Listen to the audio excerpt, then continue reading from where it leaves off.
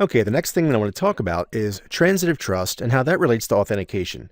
So basically what we're talking about, transitive trust allows us to enable authentication to some of our resources based upon a third-party authentication as well. So in other words, we have, in this example, a user who will log into site A, whatever site A might be, and they're going to use their Google or their Facebook credentials, all right, some trusted third party.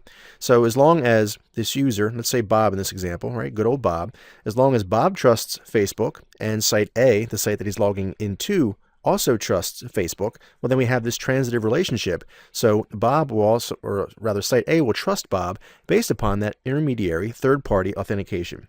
All right, so I'll give you an example of that here in just a moment. But the security concerns come into play if the trusted security site, or the trusted third-party site, rather, has their security compromised. So a hacker could potentially access any site or application that uses that third-party credential for access.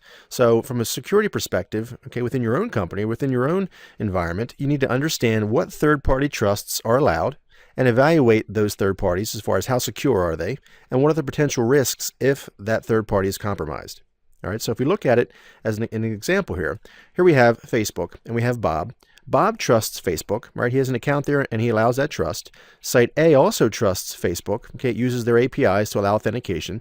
So Bob can then basically authenticate to Site A based upon that transitive trust. In other words, he doesn't have to authenticate to Site A specifically. He can authenticate based upon the transitive trust with Facebook, right? So that third party, that pass-through authentication exists. So from a security perspective, again, we need to evaluate and make sure that the third party authentication or that transitive trust that we allow, we need to make sure those sites are secure because, again, our security, if we allow these types of authentications to take place, our security really boils down to the weakest link. So if we have third-party sites that are very insecure, well, then that compromises us as well. So we need to make sure we evaluate that properly.